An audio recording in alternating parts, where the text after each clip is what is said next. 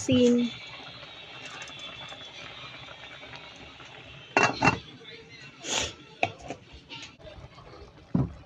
Lagyan natin kape. Okay.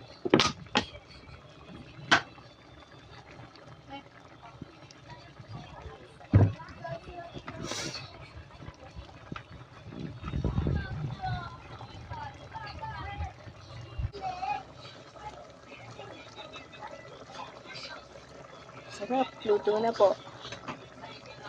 Hindi na natin bibilingin yan kasi pumaibabaw naman yung ano.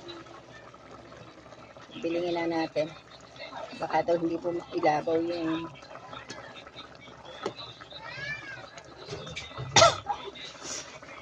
na miss ang ating ulam. Okay na?